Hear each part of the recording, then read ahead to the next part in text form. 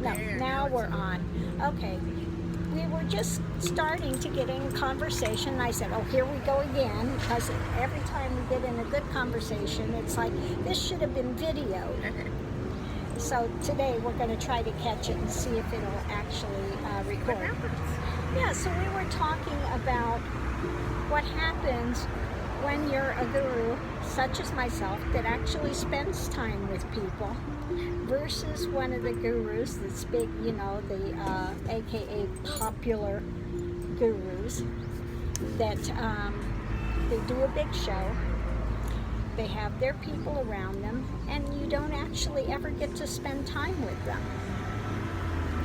Yeah, I was just saying the one, like Guru G, she's very much immersed in everyday life and keeps herself up front and very personal with people that certainly that kind of teacher or guru is going to come up against a lot more controversy challenges, because the ones that want to stay back, more distant, and don't interact, you don't really have time to, they don't give their students a chance to be with them really. They can, it's just so easy to keep them in your mind more as something that's not human, put them on a pedestal, that kind of thing. They're just not going to come up against the same kind of challenges, and it's, I just think that's an obvious thing, and also something that is such a great thing too, to have a guru that is immersed in everyday life, but it's going to be a totally different kind of the way that people respond, and not always a positive for so much. It's just not always a positive what comes back to you. Right. Because what happens, I've been an online guru, an online presence for a lot of time, and I get a lot of expression shit Yeah. thrown at me. Now, I'd like to know, and I'd like to challenge the ones that put, like Nietzsche and all these people on pedestals. Why are they not directly answering questions of people? Why do they not make themselves available to the general populace? Okay? They don't. Not ever. They have their minions running around and doing all this garbage, but they never make themselves available. They go out and give a talk, and that's it. Yeah, and what you'll find too with a lot of the students of those types of so-called gurus, teachers, a lot of their students will come to you to ask questions. Well, because that's not available to them. Exactly. And then the answers they don't like. Well, why are you asking here? And then you're giving. And that's what I tell them. Go back to your teacher. Yeah. Why are you coming to me? If you have a guru, why are you coming to me and asking me questions, and then want to come and argue with me? Go to your own guru if you have a guru. And if your guru does not make themselves available to you, then that's up to you. You either sit there with that, or you move and you find a guru that does make themselves available. So there's just a lot of crap that you've gotten, and I really feel like it's because you have made yourself so available, so open. Well, exactly. I live a normal life. I'm not out That as there. well. I'm not playing dress up. I don't need to come out on a big stage. I don't need to sit on a golden throne. I don't need to do the big Shakti thing that, wow, you have this music, and then you have a big light show like, wow, look what I did. No. Yeah, it's just a regular flow of life. It's an absolute regular flow of life. I want people to see that we're normal people. We're normal people. Yes, we live in an extraordinarily different consciousness, but we are normal people.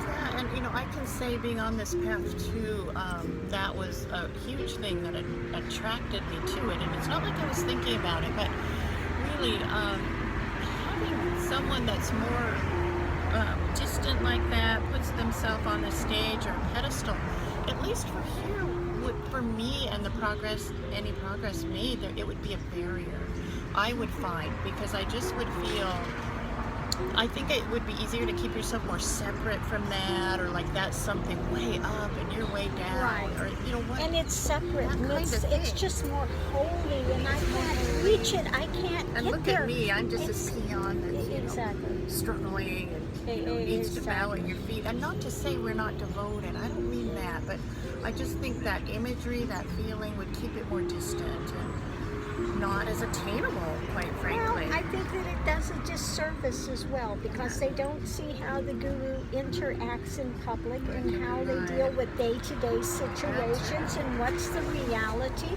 of living in that consciousness, how it translates out to That's daily well. life.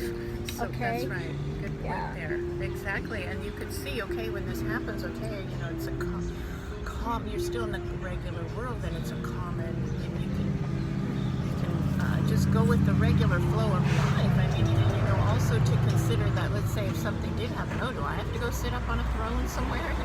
It's ridiculous, and life just goes on. Right. And, Right. it's not about And this that. was one of the problems I had with Eckhart Tolle. Eckhart Tolle is in Advaita. He speaks on Advaita.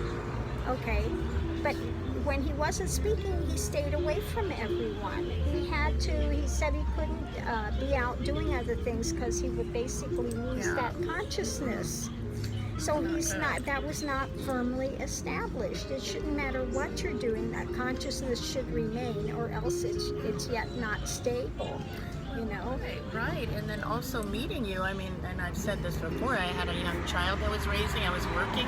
What am I supposed to do? Keep myself away from, you can't. You've got a life to live. You have Right. responsibilities, and you go out into the world, and you can't, I think what that does is sets up more of an aversion and fear, and like that you have to protect something. Right, or thinking that, I can only get it if I'm in the Himalayas and I have That to I'm be in away a from pure, society. a pure state. Exactly. And the whole thing is, well, what's pure? It's everywhere. It's the same. Exactly. And that's a good lesson that people have to learn. They say, I need to go to India. I need to go to the Himalayas. I need to be in an ashram. I need to be in this, this space. I need to have a constructed space.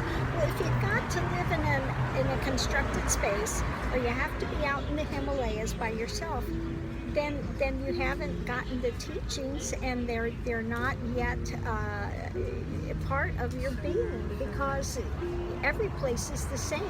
It doesn't matter if I'm here or I'm in the Himalayas, it's the same consciousness. That's the beauty of it. That's freedom, And Well, that's the point of being liberated. Moksha. It's not moksha, it's not liberation if you have to live in an ashram.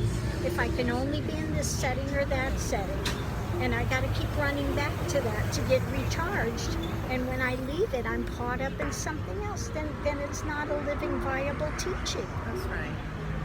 That's right. So I think so much happens when a guru and teacher comes out into regular life. There is so much benefit for the student, as hard as it is for the teacher. I mean, the guru to have to deal with, so many judgments and so much crap coming back.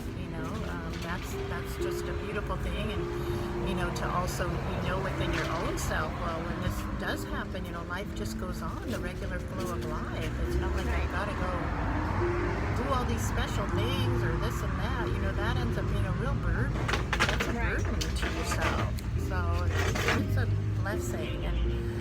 But well, that's one of the difficulties, because when you work online and you have normal dress and you talk normally, people think, you can't be a guru. You're not dressed this way. You're not Indian. You don't have this type of face. You're not walking around with this holier than thou type of thing. So you can't be a genuine guru. So I can be just as disrespectful to you as I want. I'm going to tell you how, if you're a real spiritual teacher, you need to do X, Y, and Z. Yeah, they do. They come and tell you what you need to do or what you're not doing. And rather than having genuine questions with their heart open, they come and they preach at one that's gone through this whole arduous journey come out the other side and is there to benefit. And they're telling you what to do, giving you directions. Right. That's not the way. Is that the way you're approaching your so-called guru? Is that what you're saying to them? I mean, you know. Exactly. So the problem is, you know, they come and they've never watched any of the videos, any of the teachings. They've watched one thing, you know, if it's something that I'm speaking about against some errant guru, some Nityananda or Osho or whoever it was, Sai Baba, whatever, they'll watch that, a few minutes of that, and then go off on a rant and tell you you don't know anything, and you're this and you're that, and they haven't spent any time to see what I actually teach. They haven't spent any time to see what actually is here or not here. So I suggest if they're going to do that, they should watch the new video that we put up today that talks about the experiences that happen on this Kundalini path and the things that one goes through. I don't remember what we have the name of that video, but I think it's experiences of the anyway, I'll put the URL to it. It's the one we just did before this today. So it's just something to be looked at in terms of the difference with a guru that's fully immersed in the world and in life and gives that example. It's just for here, it just made it more attainable. There weren't those huge barriers. Not to say again there isn't that devotion there, but I don't mean in the way of a personality, but because you're going to go through this and you've got to face yourself. It's not that kind of thing when I say devotion, but I guess you're devoted to the self, to that heart, to that beauty, and then there are points in the way there. But and the spiritual experiences when people come to visit, I don't care where we're at. It could be sitting here in Starbucks, it could be sitting anywhere. When they sit in that energy field, there's a shift that takes place. It doesn't have to be in a some hall with a big manufactured silence with a ton of people, so there's more energy. Hello. Hi. Oh, there's Miss Lily. I'm good. How are you? She's here for our daily. Oh, how nice. How nice. So anyway, we're just about to the end of this, so we're going to close this out now. But it's good to see you and Miss Lily. Okay. Okay. And well, that's true. I think, the places in terms of shifts taking place is, if someone wants to say it, you could be anywhere, absolutely anywhere, anytime, any place. And that connection is there, and there's a shift. And some might be surprising to people. Well, this doesn't look like it's a real holy. I'm sorry, it doesn't matter. Really, that's not the holy sanctuary. Yeah, we're not, wearing our robes and sitting on these, lotus petals and all that. It's anywhere at any time. Exactly. Wherever you are, wherever you stand is holy ground. Okay, right. And that's perfect. And that's why I'm in the holy temple of Starbucks right now. Okay, there you go. Yeah, it doesn't matter where. Doesn't matter where. Doesn't matter where. And believe me, that ends up being a good thing because one can put those barriers down of, I have to be here, I have to do this, I have to have a certain dress, I have to speak a certain way. Let all that go. Just be in your heart and in a meditative mind, and it doesn't matter where you're at. Exactly. Exactly. So we're going to close this out because I know he's going to come back with his friend, his lizard, Lily. with his lizard, Miss Lily, the diva Miss Lily lizard that he brings out every day. She's funny, so smart. She's very smart. For a lizard, she's very, very attentive. You can see that this little lizard is, what is it, a frilled, I think it's called a frilled lizard. It's called a frilled lizard. Anyway, she's very attentive and hears everything. Oh, you can see her eyes look at you when you talk, and she's looking around. Yes. So it's really fun. Yeah, so we're going to enjoy the divine Miss Lily. She'll be out making her appearance soon. So namaste, everyone. Have a great day. Have a good day. Bye. Bye.